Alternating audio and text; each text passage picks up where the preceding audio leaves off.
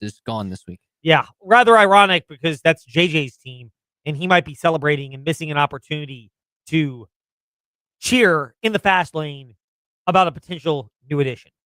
More on that, though. Trey is realistic. I would rather, by the way, total side note, I'd rather Giannis go to Boston or rather him go to Miami. I think it'd be more fun than And to we go to got Boston. breaking news. We do? Yep. Is this relating to that? No, this is actual important stuff that's related to what we cover. Fire away. FIU's athletic director Brian White has emerged as the target in Virginia Tech's athletic director search. A deal is expected to come together in the near future, according to both Ross Dellinger and Pete Thamel. Brian White, who hired, I believe, let's see, how long was he at FAU? As I do a quick Google search, hoping he did hire. He's been there. David Teal tweeted this out. Brian White has been at FAU since March of 2018. So he did hire Dusty May. Yes, he did. Did he hire Lane Kiffin? Yes, he did. He hired Lane Kiffin. So he's done good football hires. Yeah, because Lane went to FIU. No, Lane was hired in 2017. So but he did hire Dusty May, who is your fast take topic today. It was my truthfall.com fast take, which is where we were going to leave the fast lane, is kind of twofold. Sometimes it falls into your lap. It does lead back to Virginia Tech. Something interesting, though, about Brian White. We got a lot of stuff we got to tie in together. So Brian White's brother is Danny White, who's the athletic director at Tennessee. Thank you for that, Trey. So, breaking news within the last 9 minutes. Ross Dellinger reporting that Brian White of FAU has emerged as the target, which means it's going to basically happen. They've not finalized the compensation, but it's essentially there.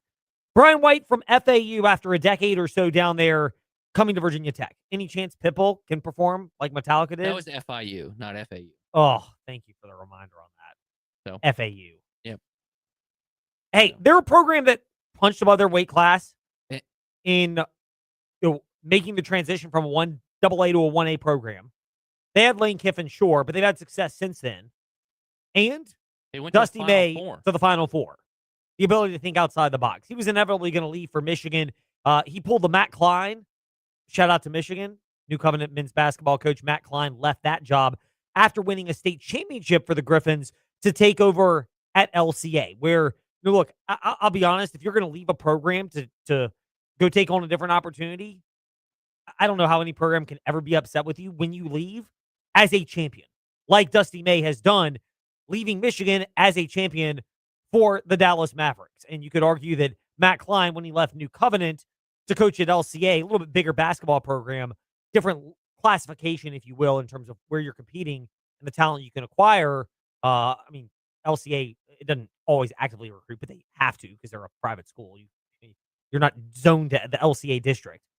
But Matt Klein kind of made that move from New Covenant to LCA, and now, ironically, his guy, Dusty May, makes the move from Michigan away from his guy to the Dallas Mavericks. Now, it's weird. I got a conspiracy theory that I'm cooking up, which I don't want this man to be fired, but I'm just saying, the last time a Michigan coach got hired by an NBA team, granted, it was someone later in their career at Michigan. It did not go well. That was John Beilein, who got hired by the Cleveland Cavaliers. I think he lasted half a season. Dusty Mays doesn't have that much success with the Dallas Mavericks. Virginia Tech might need a new men's basketball coach. I'm just saying. Stranger things have happened. Dusty May. I honestly don't put that to be far-fetched because even though he's going to Cooper Flagg in the Dallas Mavericks. I think considering how well Masai Ujiri has built teams in the past and how well I think Dusty May is a basketball coach, considering how quickly he turned Michigan into a national champion. And he's going to have, unlike that Cleveland team that Beilein took over, good basketball players on it. I think Dusty May will be just fine. Oh, I think he will. I think Dusty May will do well in the NBA. These guys are ultimately fired at some point. But, if you're Virginia Tech, I don't think you're realistically looking at Dusty May coming at least in the next year and maybe a couple of years from now if Cooper Flagg decides he wants someone else to be a coach and we just see how this works in the NBA. But for Virginia Tech, that happened today. Their former linebacker, Xavier Adibi, also was announced as being on staff at Colorado. I don't know how long he'll last because, frankly, I have questions about Coach Prime lasting at Colorado. I mean, did you see them in spring practice videos that came out, Trey? They look like a roster that, their linebacking corp looks as big as us. And you can look at us at Fastlane, Edlane, and VTR in Sports on Facebook Live. Your guy, man. Yeah. Not doing well. You know, I mean, Oh no! Oh no! I mean, that's what he was probably saying, and Colorado fans were saying after they trotted out in the spring game. So the reality, though, is for Xavier to come back to Virginia Tech, it would be beneficial for him to have stops in other places. I am a believer that you can't just be with one program. Here's an example. I'm going to get some grief from one of our fans, but it's going to happen. Clemson with Dabo Swinney. How many guys on that program have only been with Clemson? They were there, maybe they played in the NFL, but then they come back and are assistants at Clemson and move their way up. You can have some of those, absolutely, in a program. But you do want people with an outside perspective. Richie McKay and men's basketball for Liberty is a good example of that. Kind of understand the culture, but open to embrace ideas. That's just one quick example off the top of the head. And for Virginia Tech, you're not going to bring back everybody that was a smart player on your staff. But frankly, I'd want to bring back guys that are there. And if you want to be successful, you probably need to go to different stops because you're going to learn more about different programs, conferences, and organizations and how they operate. And that can get you to a successful spot, which is where Xavier Adibi is smart to leave Virginia Tech. And if you're James Franklin, you don't want just a bunch of holdovers with either Virginia Tech ties or Brent Pry ties. There are a lot of those, considering Pry and Franklin already are tied together, having worked together at Penn State, and Pry sticking around as the defensive coordinator in Blacksburg. But this is the type of move where if you're Virginia Tech, you want to see people branch out and you will grow more getting outside of your comfort zone.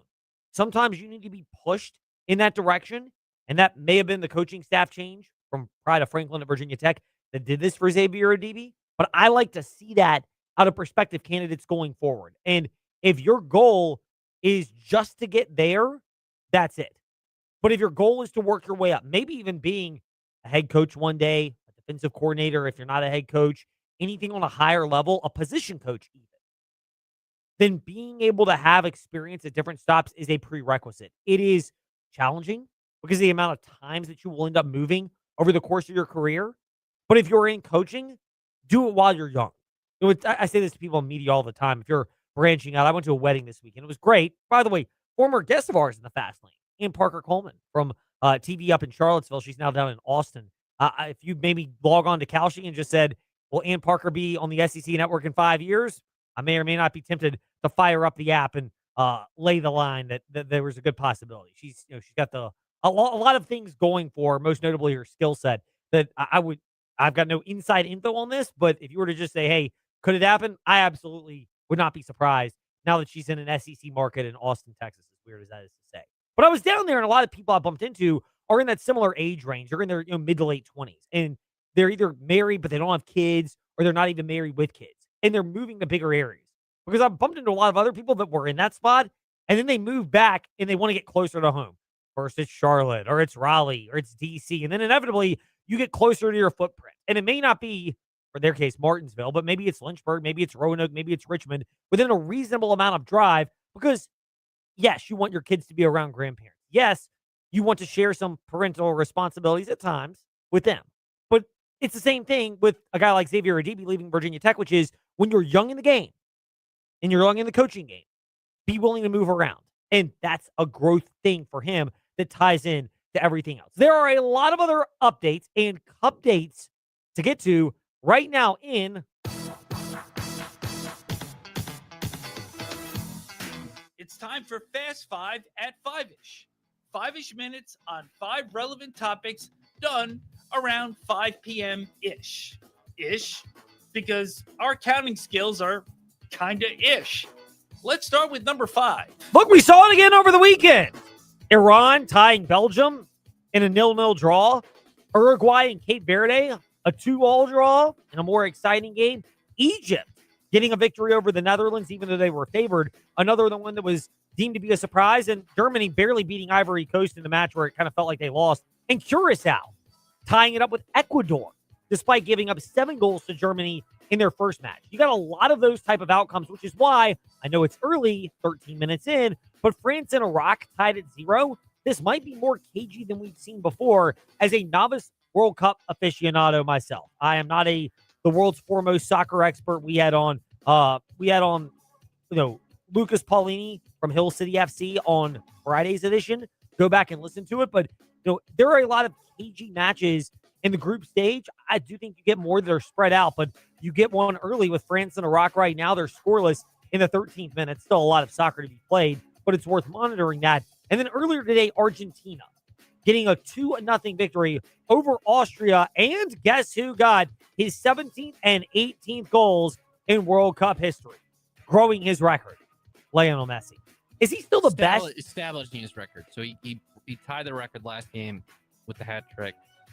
Broke the record today. Yeah, but he broke it and with the 17th and then grew it with the 18th. Really should have had another hat trick because he missed the penalty. Overall, is he the best player in soccer right now? I don't know. This is where right now? No. Yes. No. It's Mbappe? Yeah. Could be Lamine Yamal. Could be Rodri. Could be, you could argue, Erling Haaland, because no one's better at putting the ball in the back of the net than him right now. I trust your judgment on that. I would trust JJ more than me, but yeah. We'll trust it when we get to that point. Meanwhile, other updates in Number 4. Boy, it's gotten messy in Charlottesville, hasn't it? Okay, good. I actually texted you this because you haven't brought it up yet. If you saw this today, because you are a busy man. Yes, I am, and I appreciate you bringing it up. Lars Tiffany is suing the University of Virginia amidst his, let's just call it what it is now. He was fired, or job-changing description from it. Jerry Ratcliffe will have more on this around 5:30 today here in the Fast Lane, but essentially it lends to the fact that it was an acrimonious defeat. Look, we've criticized Carla Williams at times here in the Fast Lane, and nobody has done it more than I have. I will actually say in this case, I understand why she did not provide any context at the Kevin Cassis introductory press conference for Lars Tiffany. Because when you know a lawsuit might be coming, or you at least suspect it might be coming, then you're not going to put anything out there that's incriminating. For all the criticism of Carla Williams, and look, raising our hands here in the Fast Lane, I think you have to admit that that's an example where it actually makes a lot of sense. We will have more on this with somebody who's had his finger on the pulse of this entire development, Jerry Huey Ratcliffe. By the way, time to take a detour in the Fast Lane. After our World Cup update. We're just doing it. Mbappe scored for France against Iraq 1-0. He's at 15 all-time goals. So realistically, depending on how long France goes and how long Argentina goes, considering Mbappe will have another World Cup in him, he's going to break the record. I'm just assuming at this point. He might get close to it today with Iraq being the opponent. He actually might break it by the end of this term. He could. The way things are going, I wouldn't be surprised by that. Meanwhile, after Ed's potentially unnecessary detour, let's get back on the road in the Fast Lane. A media icon is hanging up the microphone. Number 3. Linda Cohn, retiring after 30-plus years at ESPN and with SportsCenter. Trey, you just don't get a lot of these. So it's worth tipping your cap to what she was able to accomplish in her tenure at SportsCenter. She had more than 5,500 appearances as a SportsCenter anchor. By the way, Rich Eisen, whose show you can hear noon to 3 p.m., although he has Kirk Morrison filling in this week, but you can hear Rich Eisen's show. Rich Eisen is doing a podcast on This Was SportsCenter, and Linda Cohn is the subject of the most recent one. Her time at ESPN, she's the longest tenured SportsCenter anchor, over 5,500 appearances, and she's going to host her final show at the end of this week on Friday, June 26th. I don't watch SportsCenter as much as I did back when I was growing up, to get my confession on here in the past. But she is an icon when it comes to sports media. She did a fantastic job when it comes to her tenure, her longevity, and her professionalism, and it's why it's worth commending what Linda Cohn's longevity was. I don't know if she ever had quite the level of personality, and maybe it's because, and I think it's reasonable to say this, as a female in broadcasting, it was more risky to put yourself out there as a personality. And this is pre-social media era, but it's also an era where we are not in a spot where females have great opportunities. I know we referenced Ann Parker Coleman doing great work, a friend of ours in the Fast Lane down in Austin from her time in Charlottesville, friend of ours here in the Fast Lane. But you see that. You look at this era, Ann Parker's got a lot of personality on her social media platforms. That was not allowed back when Linda Cohn was coming up and it's why it's worth commemorating her for being a female trailblazer in sports media and laying the groundwork for so many others going forward. Meanwhile, Number 2. speaking of women's sports, Serena Williams is filling that final wild card slot at Wimbledon for singles action. Do I expect her to contend for a victory? No. I just don't know if the side-to-side athleticism is where it was in her peak. I don't even know if it's where it was when she hung it up. It was clearly not what she was in her peak post-pregnancy. And it's totally understandable, but you have to call a fact in terms of her athletic skill set. But it still is really good for women's tennis. It's one spot. I understand a wild card qualifier is not going to get in because of this. But you're also talking about a sport in tennis where you get more attention placed on you by this type of move. I really like this if I am tennis because it gets more people talking about it. It gets more eyes on the conversation. And it's especially helpful considering men's tennis will have Novak Djokovic going for 25. This is probably the best realistic last chance he has. You'll have Jannik Sinner trying to avenge the upset loss in the French Open. He's the favorite and he deserves to be. But the men's action is devoid of Carlos Alcaraz and that level of attention. For the women, Serena gives a big talking point. The further she's around, the more excitement there will be. Meanwhile, Number 1. just something we didn't get to last week. There are 2 bits of nuggets on NFL transactions. One, the Saints giving Cam Jordan a 1-year deal with a maximum value. Basically, the value ranges from $7.5 million to $11 million, depending on bonuses and incentives that could be roped into it. I think it's a great deal for the Saints to get somebody like that back. Jordan is an underrated Hall of Fame caliber player, partially because he's more of a power rusher and sets the edge, as opposed to the speed demon nature of sack artist Myles Garrett, the most obvious example, but not the only one. But Cam Jordan has been fantastic for the Saints.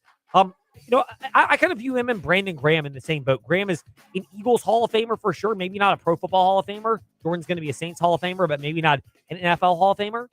But they both clearly have been franchise stalwarts, and their longevity is to be admired. And by the way, the other one that's worth noting from earlier this week was the new contract, $35.25 million per year on the extension for Jeffrey Simmons of the Tennessee Titans, who, when you consider his productivity last year, consider the fact that last year and really the last couple of years, they've stunk. And he's still been able to be one of the top 5 defensive tackles in the NFL. He is the number 1 highest paid defensive tackle, which will be shattered, no doubt, whenever Jalen Carter agrees to a deal that'll probably be $35.5 million with the Philadelphia Eagles, and whenever that extension ends up getting tightened up. Meanwhile, speaking of defensive tackles, Number 1. we'll ask Chris Cunningham about this. Chris Coleman, not David. I blended David Cunningham and Chris Coleman with Chris Cunningham, and then just a moment ago, David Coleman. Chris Cunningham of TextIsland.com will weigh in on this. But Emmett Laws missed spring, and it is called, quote, a more challenging situation, end quote, about his status for the upcoming season. This according to Brent Pry when he spoke with the media last week. This is an under-the-radar concern for Virginia Tech. Depth at the defensive tackle position. Because you've got Kamari Copeland, who is a really skilled defensive tackle. But everything else outside of that, it's a major question mark. They've got a couple of transfers, Mensah from Ohio State. They got the one whose name I struggle to pronounce from Penn State, where there's enough upside, and those have been highlighted as potential players that could step up. But just, you need volume on the defensive line to be really successful.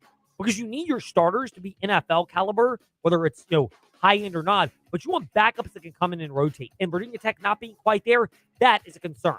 How much? Chris Coleman will weigh in on that in the back half of Covering the Commonwealth. But when we return, more on the Lars Tiffany suit, the JMU Dukes, and the Washington Commanders mini camps, as Brandon Ayuk continues to chime in on wanting to go to Washington, but really nothing actually developing in that front. Andy Waller will have that as well. All still to come here in the Fast Lane. Don't miss the Make This the Summer sales event going on now at Magic City Chrysler Dodge Jeep Ram in Bedford, with rebates and discounts saving you up to $7,000 on new Ram 1500s, or save up to $5,500 on new Jeep Grand Cherokees. Shop over 175 pre-owned vehicles priced to sell fast, many with limited warranties. Our Make This the Summer sales event is on at Magic City Chrysler Dodge Jeep Ram, 1750 Independence Boulevard in Bedford. MagicCityBedford.com. See dealer for details. And 6/30/26. The clock is ticking. Time is running out for Virginia citizens to purchase modern sporting rifles and magazines from Big Boys Guns. Beat the July 1st deadline.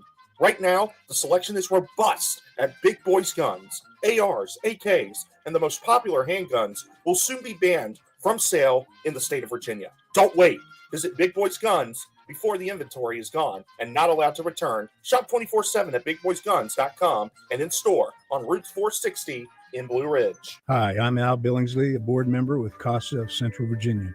Children who have experienced abuse or neglect often enter foster care feeling scared, confused, and alone. That's where CASA volunteers step in.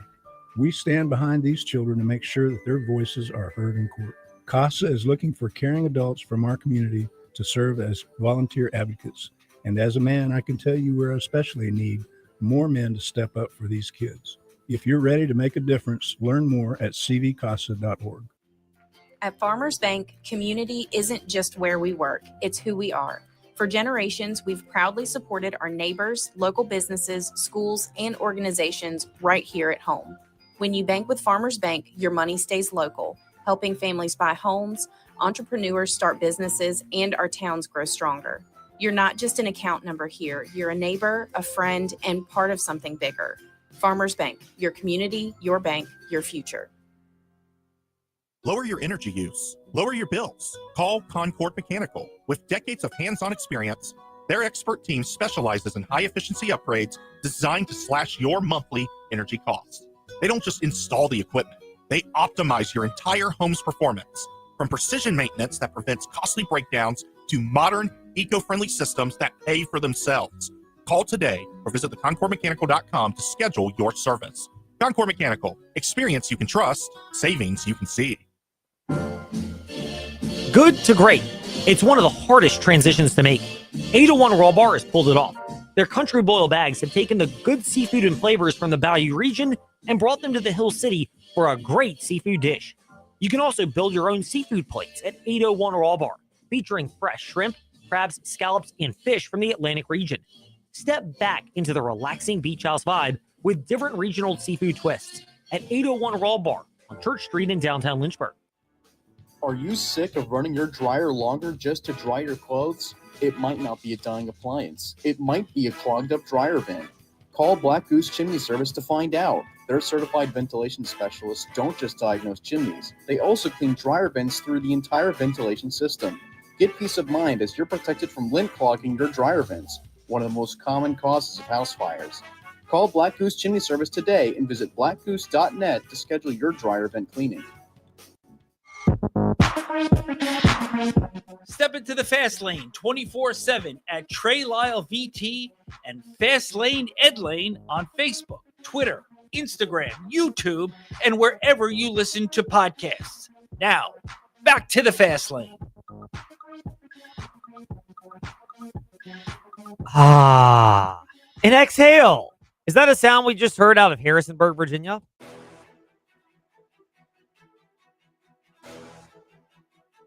It's time for your teams and topics.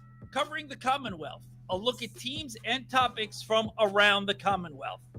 Let's start with the JMU Dukes. Shane Metlin of DNRonline.com and at Shane_DNR Sports is stopping by with us today here in the Fast Lane. Shane, did we just hear an exhale out of Harrisonburg now that Matt Roan is not leaving JMU to take the Virginia Tech athletic director job, as it was just announced that instead it will be Brian White from FAU?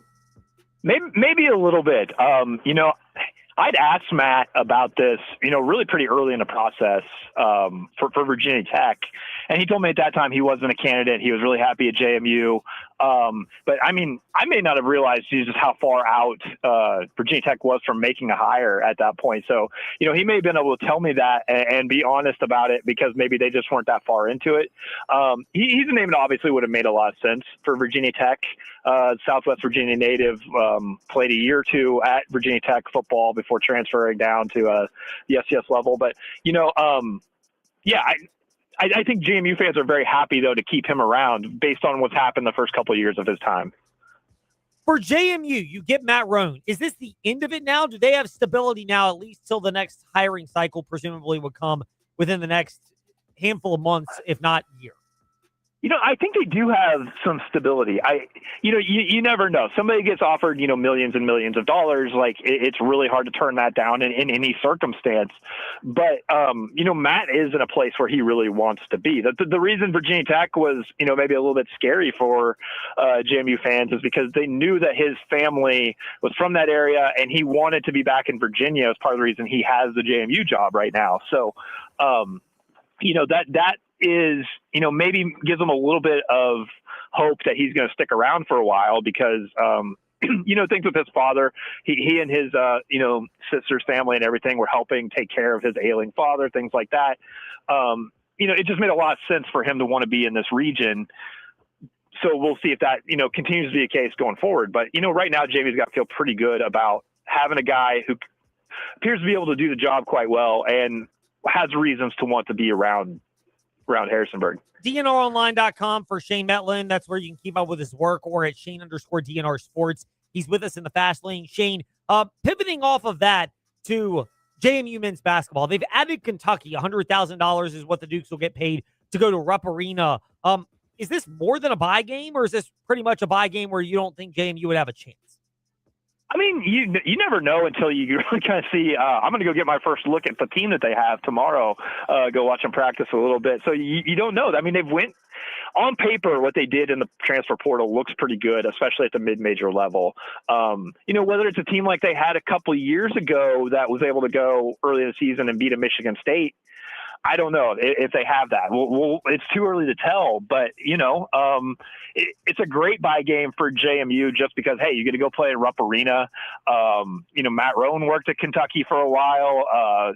Preston Spradlin worked at Kentucky for a while. You're going to go play against Justin McBride, who was one of your better players last year. So, all kinds of storylines that make it a fun one to have on the schedule. Shane Metlin with us here in the fast lane. It is a lot of fun. It's always fun when we can connect with him. Shane, last one for you. Conference realignment is fun for us to discuss. Sunbelt discussing ways to protect itself with higher exit fees. You've got the story up at DNRonline.com. It dropped last week.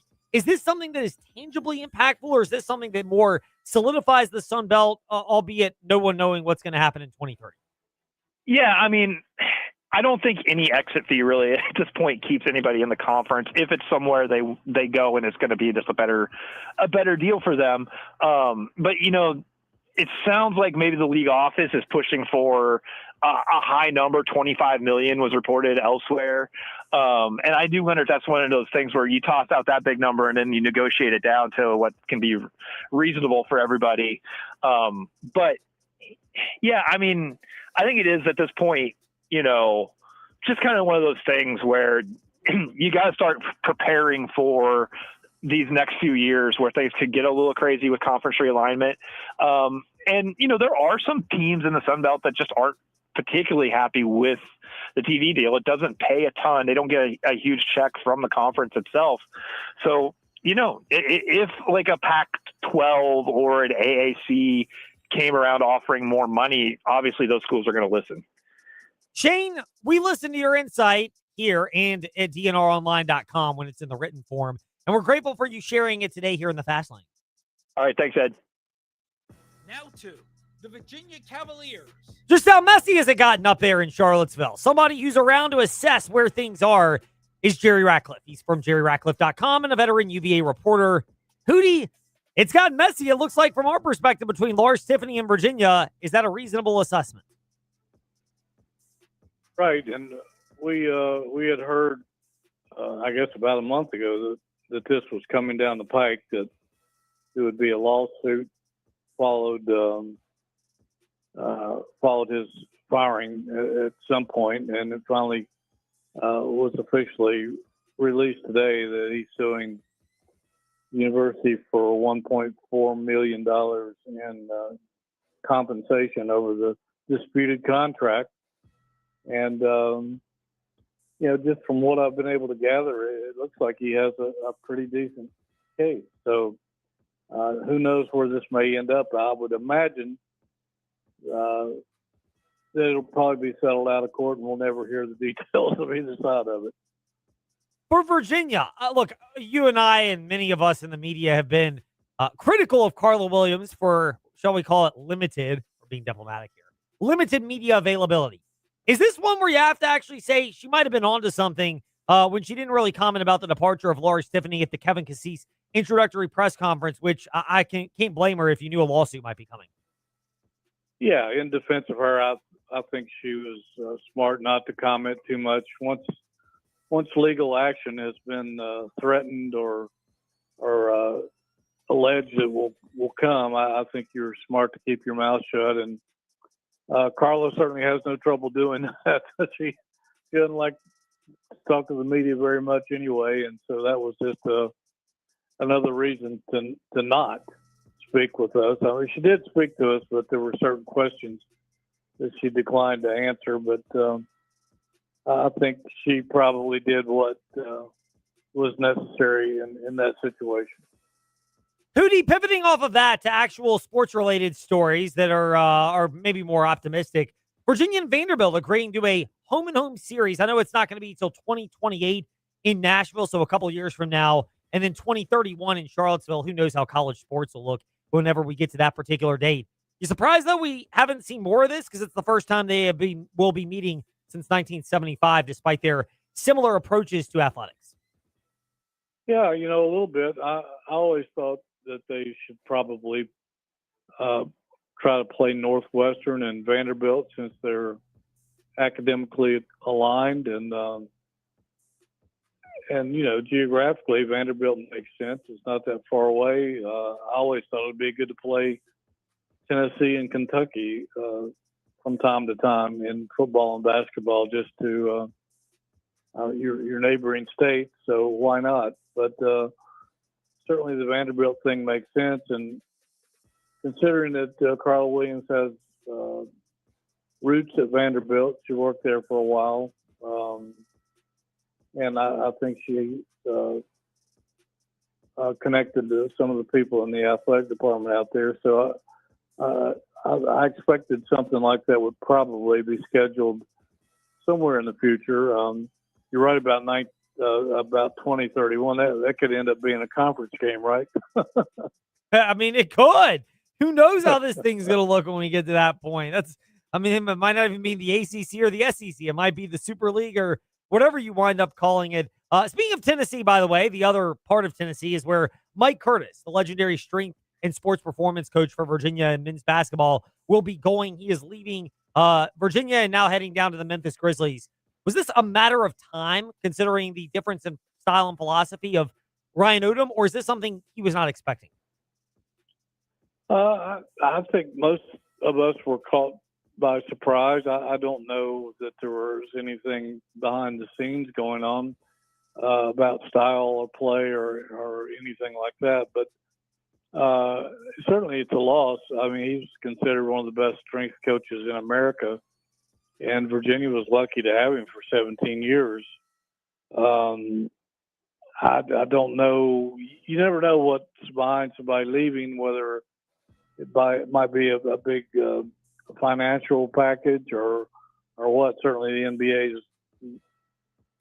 has that to offer. But yeah, I don't know that there's any stories behind it. We may find out in the coming weeks. We were all kind of surprised that it was announced Friday, right at closing time, so to speak. So I don't think that anybody's had a chance to speak to Mike since the news broke, but definitely losing a really good guy. I mean, he helped develop so many players during that 17 years, guys like Jay Huff and some of the other guys who really needed to put on muscle and strength so they wouldn't get pushed around in the ACC. But he's definitely one of the best in the business, and the Grizzlies are lucky to get him back for the second time. Yeah, he knows what he's getting into going down to Memphis, Tennessee. I use my Memphis symbols, of course, because I went to school down there, so I'm quite familiar with that. Hootie, we're familiar with your work because it's been great for an eternity of covering Virginia athletics. We don't say you're old; we just say your work is. You've covered it since you were born, basically. You're that dedicated and gifted.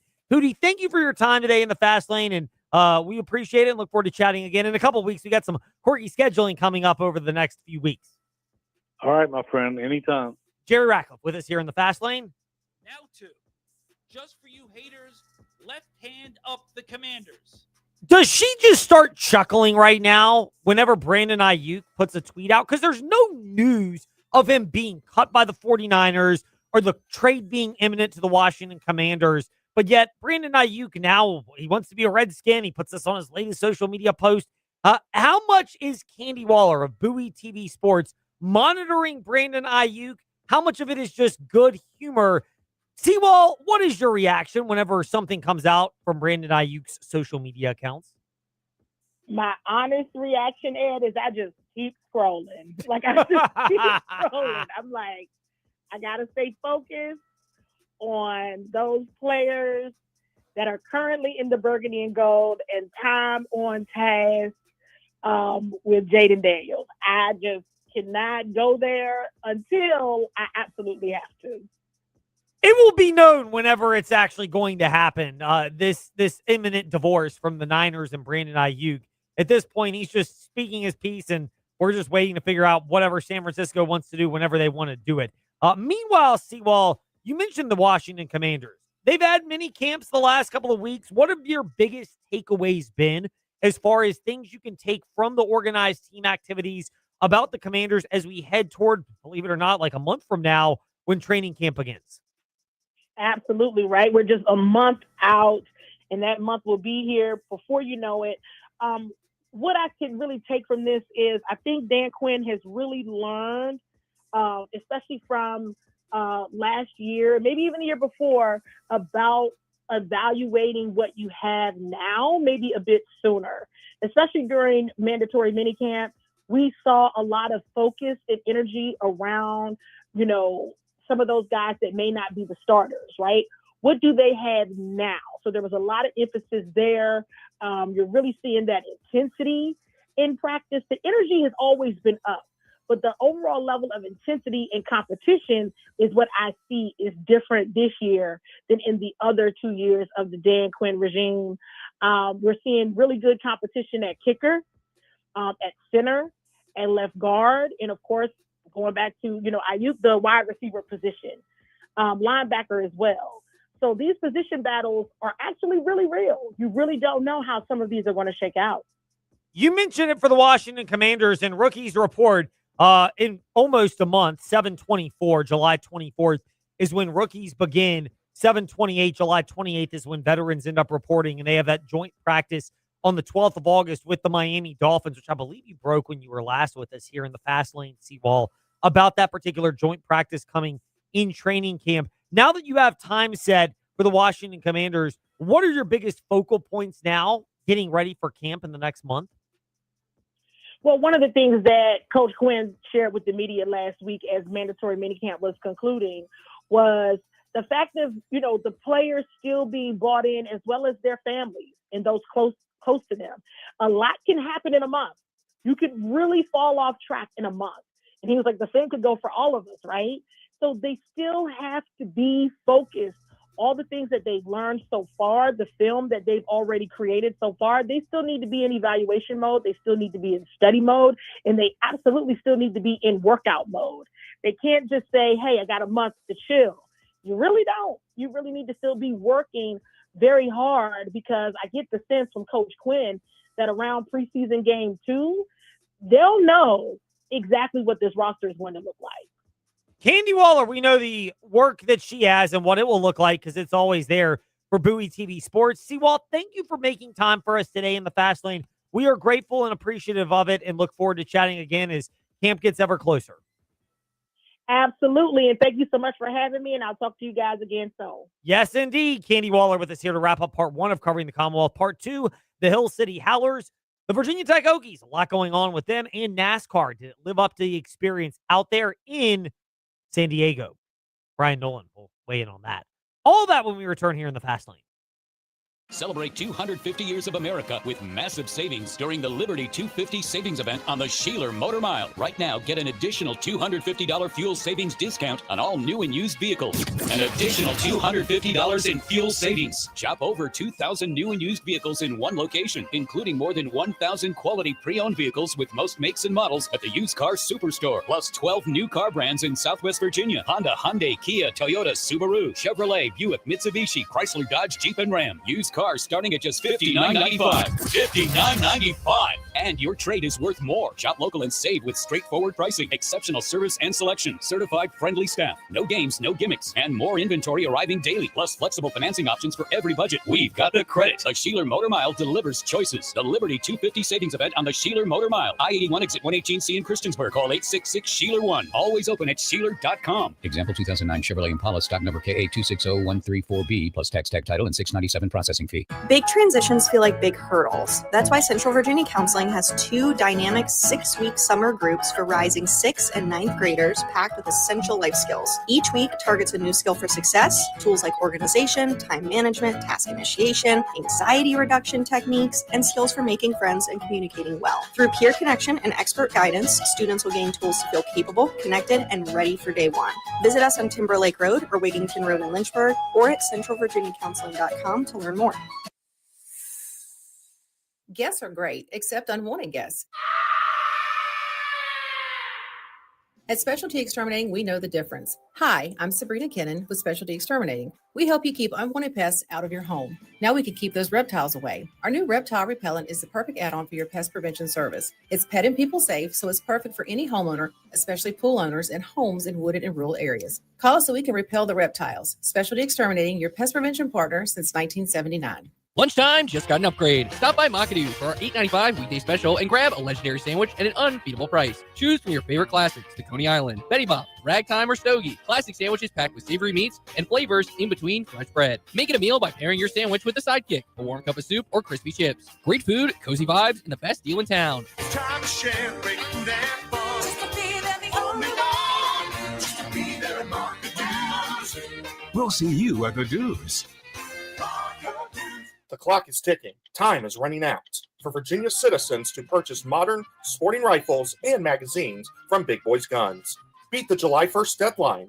Right now, the selection is robust at Big Boys Guns. ARs, AKs, and the most popular handguns will soon be banned from sale in the state of Virginia. Don't wait.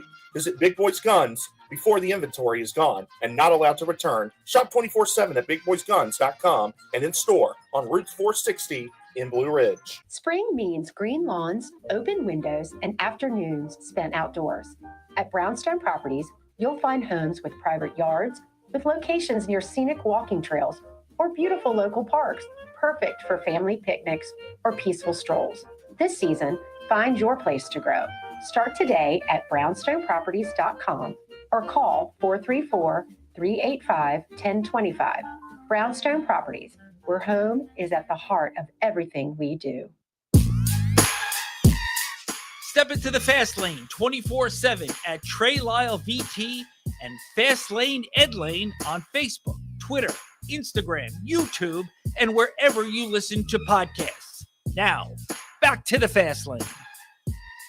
Trey's going to love what I'm about to do in a moment, but that's not right now. Right now is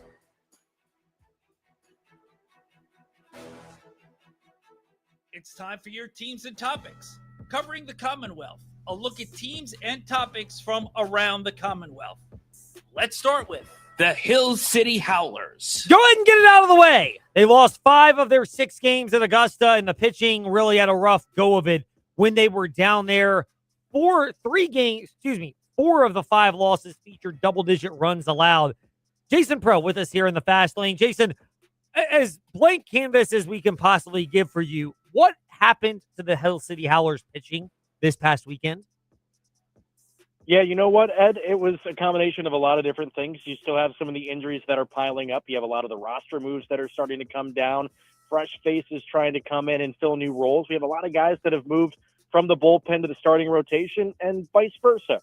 And so it was kind of all colliding at one time. And this is also the time of the year where a lot of the young guys start to wear down. They're not used to playing this deep into the season, whether they were playing college baseball. Obviously, the College World Series wrapping up tonight. So this is the time of the year where that would be ending and concluding. And if they came from the Complex League, they were only playing 60 games in a summer. So you're looking at a season that's been extended. The pitching is starting to get tired. Their arms take a bigger toll than any of the bats that the lineup might have. So it's natural to see that. It was discouraging a little bit to watch how it all unfolded on the road. But I think once you kind of get through this hump, things will start to settle back down again. What are things that Erlen Therda, the manager for the Hill City Howlers, what are he and his staff looking for as far as positives that you can go, okay, this is not something that was consistent enough, but it's something on which can be built? Yeah, I think you're going to look at the fact that you have a lot of fresh faces. I mean, today we made 6 roster moves, and so there's a lot of guys who are going to be new to the lineup, new to the team. And what we saw last year in the month of August, when all the draft guys came in, when there was that influx of fresh faces, the team started playing better because they hadn't been staring down the end of a long season. They hadn't been here the whole year. So anytime you add fresh faces in and even lose some of the guys prior, it can create a fresh spark and create more energy and more excitement. So that's one thing. And then obviously you're going to look at some of the good offensive performances that you had in the previous week. Some of the bats have been starting to turn the corner. Yanaker Caceres has had a really good season when he's been off the injury list. Dowry Fernandez, another guy who's been performing well when he's not been injured. So the guys who are in the lineup that are getting healthy, they're performing really well. And we're excited about that. I know the coaching staff, they're clinging to that. And that's going to be what they're pointing to as they continue on in this road trip. Luchadores, the Lucha Libre event this past weekend was also held over at City Stadium, home of the Hill City Howlers. How was the event? Yeah, that was a lot of fun. It was something different. We hadn't done anything quite like that at the ballpark, at least in recent memory. And everybody who came out seemed to have a great time. It was a lot of fresh faces, a lot of new faces that we aren't used to seeing at the ballpark. And we were really excited about that because that was the goal. It was to invite more people in, to create an environment that makes it so more people want to come out to City Stadium and think about coming to a Howlers game. And I think it accomplished that. And the wrestling was good. It was fun. It was exciting. The matches were electric. The crowd was into it. I think all in all, the event was a success. It's always a success. The insight of Jason Prill here in the Fast Lane. JasPrill19 on Twitter and Instagram. Jason, great to be speaking with you, and we appreciate your time. Absolutely. Anytime, Ed. Now to NASCAR. Trey, did you ever think the word leadership would be associated with our next guest? Unfortunately, technically, he has a leadership role at frontstretch.com. Well, because I was looking online and I saw this company called BNL Lawn Services in Boise, Idaho. And it says, and if it's on the internet, it must be true, the company's leadership includes Brian T. Nolan. We won't mention the address listed. We don't know if that's his home or if that's some sketchy Aaron Hernandez RIP office park, if you will. But Brian, we're great. Whoa. A little uncalled for there, Ed. I know. I have to ask for a little bit of apology here. Forgiveness is more than saying sorry. It is. It's saying you went a little bit across the line. But leadership, is that an appropriate word for you, Brian Nolan, in terms of how you felt down in San Diego this weekend? I don't know if leadership was the right word, but I felt proud. I mean, it was an awesome event, Ed, and sure there was logistical nightmares on Saturday, and I'm not talking about the 2 red flags in the 24 hours race that they called the O'Reilly race, but I mean, overall, I think it was considered a success. I know the coverage that my colleague Dalton Hopkins and I at frontstretch.com provided was definitely a success. So from that perspective, I think was the leadership. But I think just overall, what an awesome race. Now, obviously, I've not watched it back on Amazon Prime yet, but just from being there, I think it was a home run. Brian Nolan with us here in the Fast Lane. Okay, you mentioned being a home run. Was the experience at Naval Air Coronado in San Diego everything that you and your colleague Dalton Hopkins envisioned this could be? When I got there on Friday, I was taken aback because, for those that don't know, my colleague Dalton Hopkins is a captain in the U.S. Army, so he knows about naval bases and everything. This was my first time on a naval base, so I was all jazzed up and ready to go. And then I get out of my rental car and there's a sniper right above me, and I was like, okay, this is going to be a different weekend. But I mean, you felt being on the base. You felt there's police all every which way. There are sailors there. It was awesome. Like NASCAR was telling us earlier in the week, this is not going to be a normal race weekend. And I'll tell you, Ed, it definitely did not feel like it, but it was more like, it kind of reminded me of being at the Chicago Street Course year one. It was an event. It was a party. That's kind of what it felt like on Sunday. So you mentioned the party vibe and feel to this particular event on Sunday. Was this the type of event that you believe NASCAR says, all right, we've got a blueprint for Chicago. Now we've got one for this. We can replicate this at this venue or at other similar spots? I think so. I think I know from just reading between the tea leaves, it feels like NASCAR wants to come back, but we got to be cognizant and realize that this is a active military base, and it's going to take a lot of work for them to come back. So I don't know if we will see them come back, but I do see them traveling the country, maybe internationally, maybe not, but I not 2027, because I do think we will be returning to maybe a street course somewhere that we've already been, if you know what I mean. Nudge, nudge, cough, cough. But in 2028, we could see the Pacific Northwest, maybe even a place like Denver, maybe even the Northeast, like Philadelphia or something. So I definitely feel like we got a blueprint. Ben Kennedy said that there are things that if we do come back, that it's gonna be different. So I think they want to come back. It's just a logistical nightmare. It's a lot to overcome. Brian Nolan, he's at the Brian Nolan on Twitter and Instagram, and he's at frontstretch.com, and he's part of the Happy Hour podcast that you'll be able to hear when it drops tomorrow night. Brian Dalton and the crew recapping the race weekend. How much of this was Corey Heim announcing his presence? How much of this is the fact that SVG not only took himself out, he took out a couple of other potential road course contenders, and this got maybe not Daytona 500 Derek Copeland level, but it got a little squirrely in terms of who was left. You know, it felt like, Ed, and me and Dalton were talking about this on our post-race conversation on Saturday, if SVG somehow had a mechanical failure or would wreck, it's a whole brand new race. And Mr. Austin Hill decided to go in high, wide, and handsome going into turn one, and he wrecked SVG, wrecked Connor Zilic, and both were not happy. And then, honestly, it's just right place, right time, I feel like, for Corey Heim. We've seen Corey be great at road courses. He won at Lime Rock in the trucks. And so I feel like he is a good road course racer. And then, Ed, Corey Heim's just a really good driver. I mean, Toyota's also given him great equipment. 2311's was at one point 1, 2, 3, and 5 in the running order. Obviously, Tyler Reddick had issues at the very, very end, and then Riley Herbst had to settle for 8th. But, I mean, he's in the best equipment, in my opinion, and especially with the best manufacturer. So, I mean, what can you say? I mean, 13th start in his Cup career, and he's going to victory lane. I mean, it like they say, it's time, right, Ed? Indeed.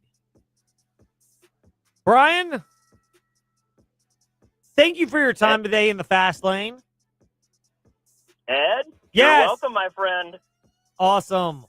Brian Nolan with us here in the fast lane. A little technical challenge getting that link set up at the end. Yes, Trey? I'm sorry, my mic was on while I was calling Chris Coleman. Okay, well, it happens. It happens. Brian Nolan's a pro. He can handle it. Chris Coleman is also a pro, and Chris Coleman of TextLiveline.com joins us right now here in the fast lane. Chris, a lot of scatter shooting nuggets to get to, but the big one is the breaking news that's happened within the last hour of us going live. Virginia Tech targeting Brian White, who has been the athletic director for just under a decade at FAU, as the replacement for Whit Babcock for Virginia Tech's athletic director role. Blank canvas, what are your initial thoughts on this? Well, I think that family is college athletics royalty, with his dad being the longtime AD at Duke and Notre Dame, his brother's the AD at Tennessee, his other brother's the head men's basketball coach at Georgia. Obviously, he's had success at FAU. So that whole family is really plugged into the college athletics scene. There's nothing that goes on in college athletics that they don't know about. So, I think it's good to get somebody with that kind of experience. And, he can always, of course, if he needed to, talk to his brother about things, talk to his dad about things. I just think the hire makes sense. I mean, I know they started with a list of over 20 and eventually narrowed it down and settled on him. And, on paper, it seems like a good hire. How pleased are you with the process at Virginia Tech of getting to Brian White, who will be the athletic director, barring a last-second snag? Yeah, pretty happy with it. I think that they wanted to get it done early. I think the main thing was they wanted him to be settled, by football season, by the time the fall sports season starts, so he can get to know his coaches in advance. He doesn't come in right in the middle of things, and it's all a whirlwind. And I'm talking not just football, but the other fall sports as well. And also, I think the fiscal year starts on July 1st. I don't think that was a main factor of the fiscal year, but it does help getting someone in at or around the start of the fiscal year, maybe. So I don't necessarily think that was a part of it, but the timing works out well. So I'm pretty happy, with the whole process, and I thought it would turn out well. I think it's been exactly 2 months to the day that Whit Babcock announced his retirement, so it didn't take very long. There's been some interesting scheduling related nuggets on social media over the last 24 hours. Andy Bitter said that if anybody can get a series in football done with Tennessee, it's Brian White, because his brother is Danny White at the University of Tennessee. What's more likely, the Tennessee Volunteers or the Citadel in 2027? Yeah, I think you can go ahead and count the Citadel in there. That was an interesting piece of investigative reporting by Nick Brown, who's our director of media, seeing what he saw on social media. But Virginia Tech's going to have 7 home games next season in 2027, and the 7th one will be the Citadel, and that's normal. Virginia Tech has had more than 6 home games 10 times since 2003, and every single one of those times has been against an FCS opponent. When you've got that extra game like that, it's built in, and it's going to be a one-off. It's all about making as much money off the extra game as possible, because that's why you schedule the extra home game in the first place. So you pay as little for the opponent as you possibly can. So rather than paying these days maybe $1 million for like for like a group of 5 team or something like that, then you pay a lot less than that for an FCS team and make the same amount of money. Other nuggets when it comes to Virginia Tech athletics, recruiting for football. Does Chris Whitehead's commitment to LSU throw a damper on what's otherwise been a really successful month for James Franklin? I think that would have been the icing on the cake, and it would have been fantastic. Unfortunately, it didn't work out that way. I think Tech will still keep recruiting him. I think they'll still keep recruiting his parents specifically, since they would probably. I think there's a decent chance they would not be opposed to their kids staying a little bit closer to home so they can come see him play. But it's a package deal along with his brother, who I believe is a 2028 recruit. So I think it does throw a damper into it to a certain extent. But, I think like any recruiting class, whether you get off to a hot start or a slow start, you judge it on what it looks like at the end on signing day. And we're quite a bit away from that. Virginia Tech's class is mostly done. But, there will be a little bit of addition to it. You never know. There could be subtraction as well. You never know what you're getting in this day and age. But, I would say judge it that first or second week of December, whenever signing day is, and you'll get a much better idea of it then.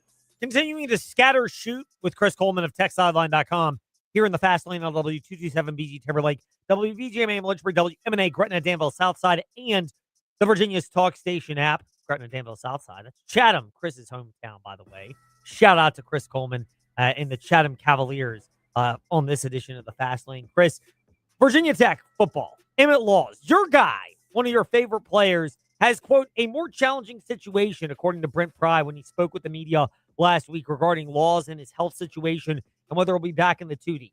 Is that pessimistic for the entire season? What are you reading into the news about Emmett Laws, who seems like a key depth piece for the Hokies defensive front?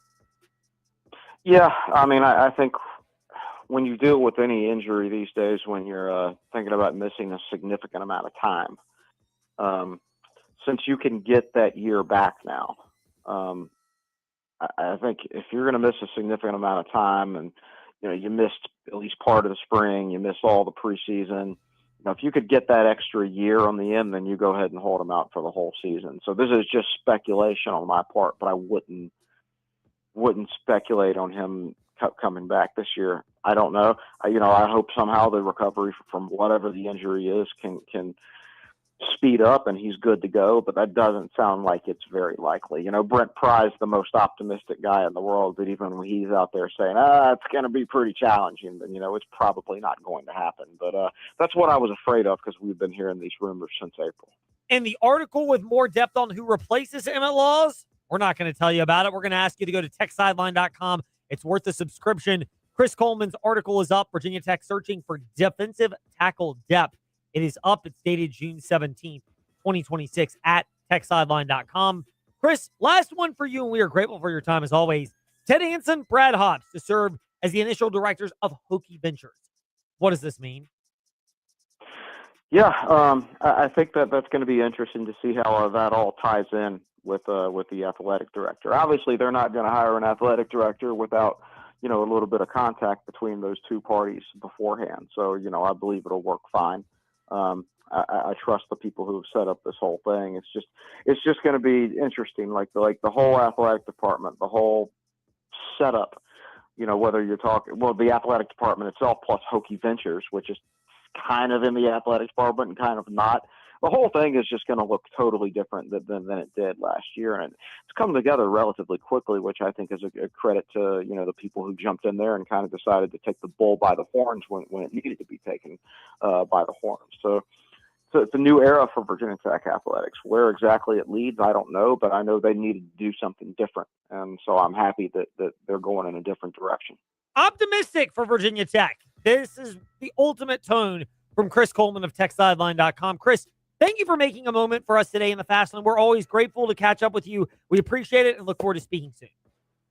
Hey, thanks, Ed. Appreciate it, man. Take care. Indeed, our pleasure. Chris Coleman from TechSideline.com with us here in the Fast Lane. We'll have TSL podcasts coming up as well as just getting the insight from being a worthy subscriber to TechSideline.com. That does it for us today in the Fast Lane. We've got another 26 minutes. Is that correct? 40 minutes. 40 minutes. 6:45. 6:45. Thank you, Trey, for getting us. That will get us to Oklahoma and North Carolina in the decisive game 3 to determine who will hoist the trophy tonight as the Men's College World Series baseball champion. That will come your way in just a bit on the VTRN Sports app. And as that smart speaker, open VTRN Sports now to Freddie and Harry in progress.